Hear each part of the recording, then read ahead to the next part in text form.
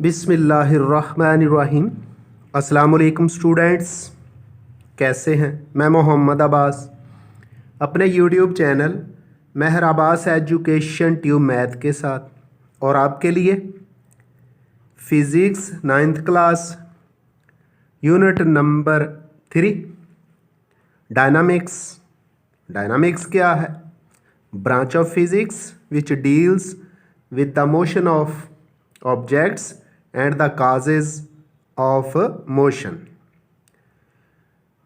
MCQs चल रहे हैं हमारे। फिज़िक्स 9th क्लास यूनिट 1 और 2 के MCQs हो चुके और इनके साथ साथ जो अप टू डेट पर MCQs हैं वो भी साथ ही सॉल्व किए जा रहे हैं। आज मैंने देखा यूनिट नंबर 3 के लिए अप टू डेट और बुक के MCQs में काफ़ी डिफरेंस है, इसलिए बुक वाले भी किए जाएंगे और अप टू डेट वाले भी किए जाएंगे। तो आपसे रिक्वेस्ट, अगर आप नए हैं या अभी तक मेरे चैनल को सब्सक्राइब नहीं किया तो चैनल को ज़रूर सब्सक्राइब करें, बेल आइकन क्लिक करें ताकि नई वीडियोस का नोटिफिकेशन आपको मिल सके। एक बात आपको बताता चलूँ, वेरी इंपॉर्टेंट, ये जो MCQs फिज़िक्स के पेपर में आते हैं 12 मार्क्स के होते हैं, 12 नंबर के होते हैं और जब हम कैलकुलेशन करें तो 12 नंबर्स कम नहीं है।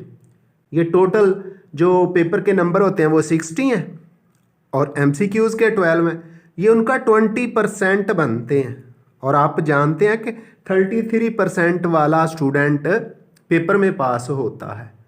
तो अगर आप थोड़ी सी कोशिश करें तो 20% नंबर तो कंफर्म करें, इनको तो पक्का कर लें, बाकी फिर देखी जाएगी। तो चलते हैं MCQs की तरफ। मैंने बुक और अप टू डेट को इस तरह एडजस्ट किया है कि वीडियो भी मुकम्मल हो जाए और बुक और अप टू डेट से MCQs भी हो जाए। तो पहले इधर से इस पेज से बुक वाले करते हैं, फिर अप टू डेट वाले। उसने लिखा हुआ है and circle the correct answer from the given choices, यानी 4 ऑप्शन दे दिए गए, आपने दुरुस्त जवाब मुंतखब करना है।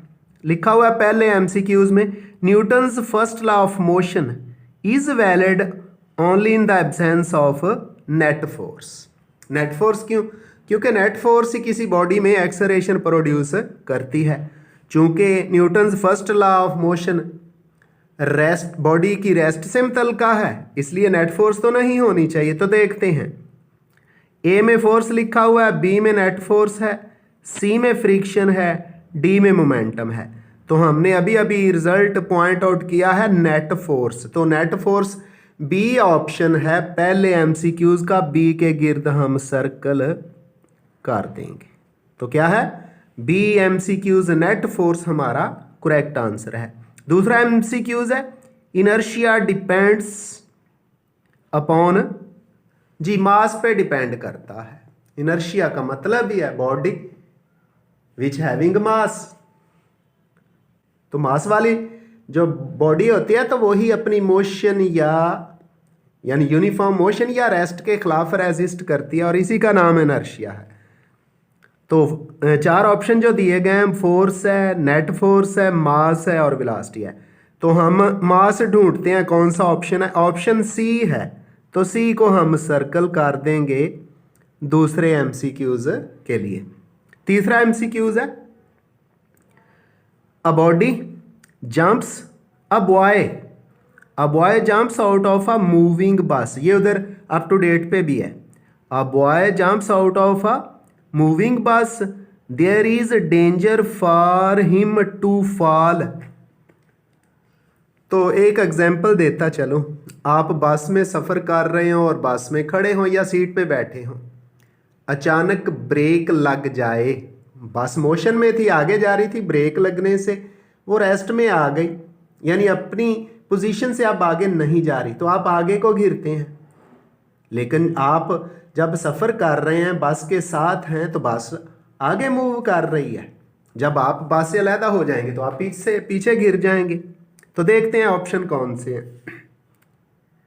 टूवर्ड्स द मूविंग बस नहीं है, अवे फ्रॉम द बस नहीं है, in the direction of motion नहीं है, D opposite to the direction of motion. जी, बस आगे को मूव कर रही है, आप भी बस के साथ अटैच थे, अब जो ही आपने जंप लगाया आप अटैच नहीं रहे, आप रेस्ट में आना चाहेंगे तो पीछे को घिर जाएंगे। तो डी ऑप्शन है, opposite to the direction of the motion.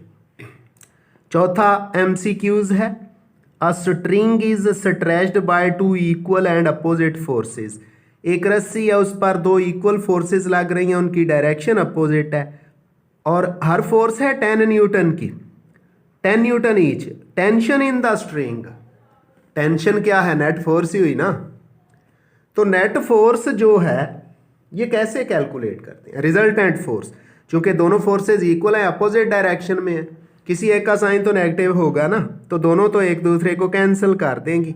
जब कैंसिल करेंगी, इक्वल फोर्सेस हैं, नेट फोर्स जीरो मतलब एक्सेलरेशन जीरो, तो जब एक्सेलरेशन जीरो तो F is equal to M में या T is equal to M में। A जीरो पुट करेंगे सारा ही जीरो हो जाएगा जी। तो ऑप्शन लिखे हुए हैं A 0, B 5 Newton, C 10 Newton, D 20 Newton. तो जीरो पे टिक कर दें बगैर कुछ हिचकिचाए हुए, बगैर किसी रुकावट के। आगे जी, MCQs number 5, the mass of body. ये कॉन्स्ट है, यहाँ दो ऑप्शन इधर हैं, दो अगले सफ़े पे हैं, तो आपको यहाँ ही बता दूं जो भी अगले सफ़े पे आने वाला है। The mass of the body ना डिक्रीज होती है, ना इंक्रीज होती है, ना जीरो होती है, कांस्टेंट रहती है। तो अगले सफ़े पे चल के हम इसके लिए कांस्टेंट पुट करेंगे, कांस्टेंट के गिर्द सर्कल करेंगे। अब आते हैं इसी पेज के उन MCQs की तरफ जो अप टू डेट पर हैं। सुन लें जी, a boy jumps off a moving bus, there is a danger for him to fall.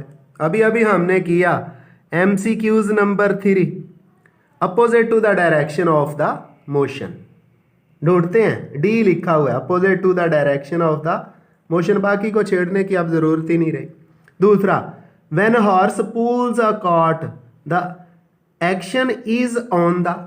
तो जो हॉर्स है अपने पांव से जमीन को पुश करता है, तो एक्शन फिर किस पर होगा, जमीन पर होगा, अर्थ पर होगा। देखते हैं, cart, earth, horse, earth and cart, earth पर होगा जी, अर्थ पर हमने सर्कल कर दिया।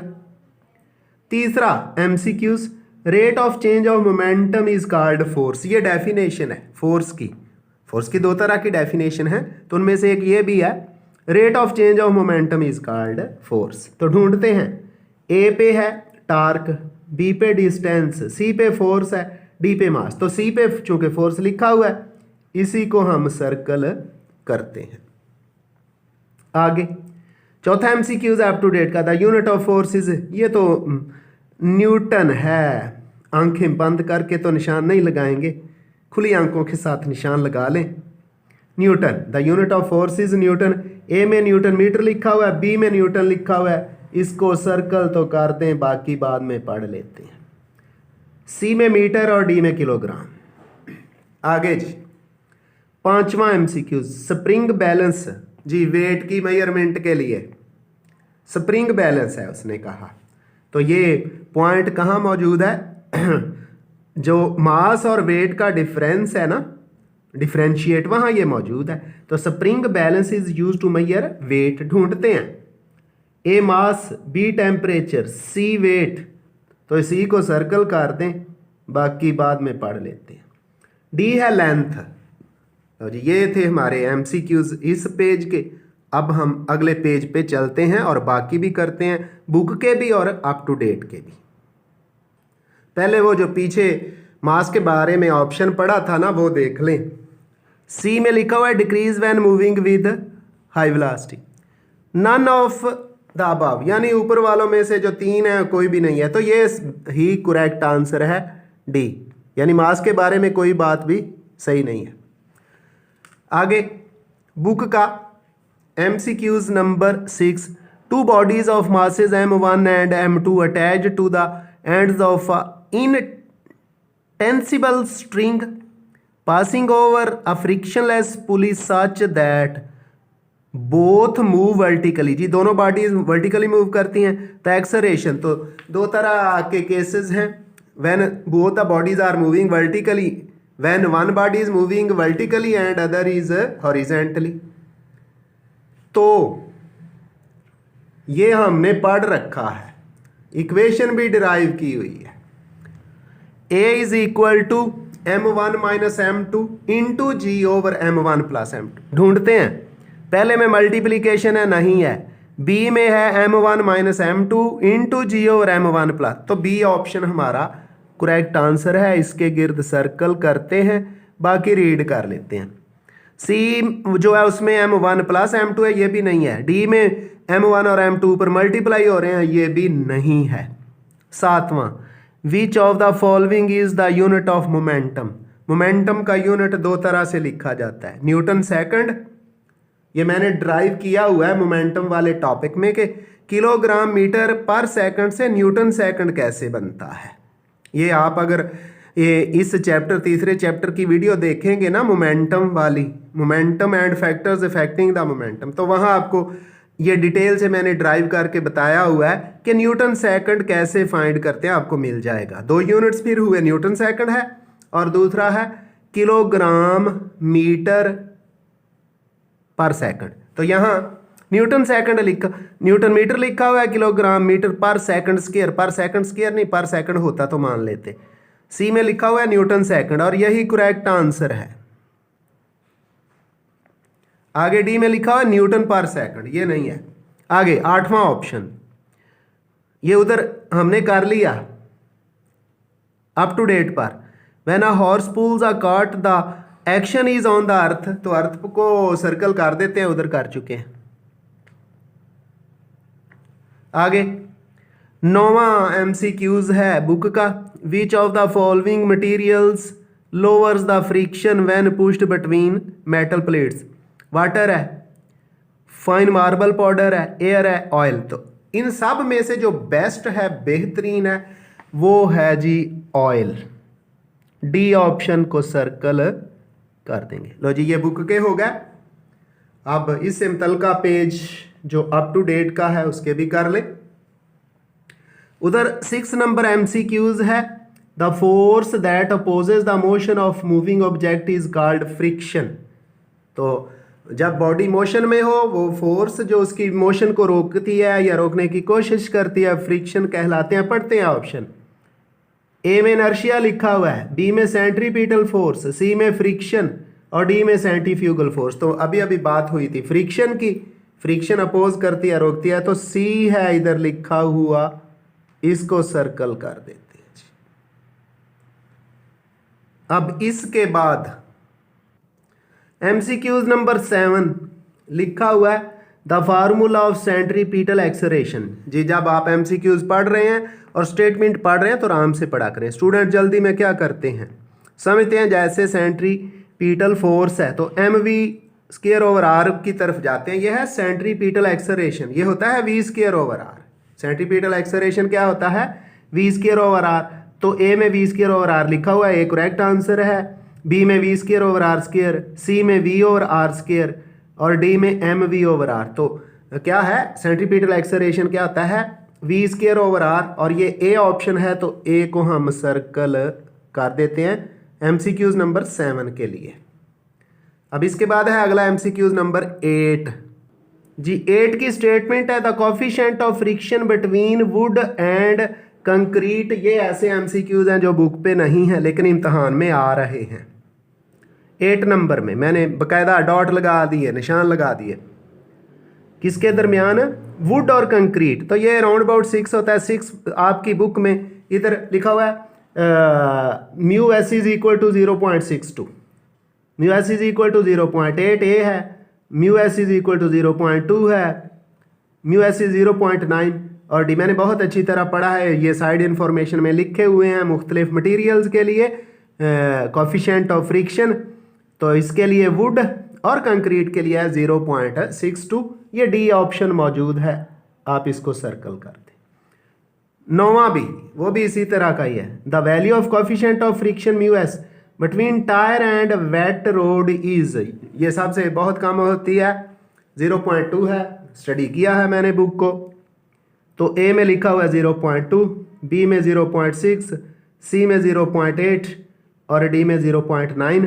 ये है जी टायर और उस सड़क के दरमियान जिस पर पानी मौजूद है, ये 0.2 है, तो ए में 0.2 लिखा हुआ है, ए इज द करेक्ट आंसर।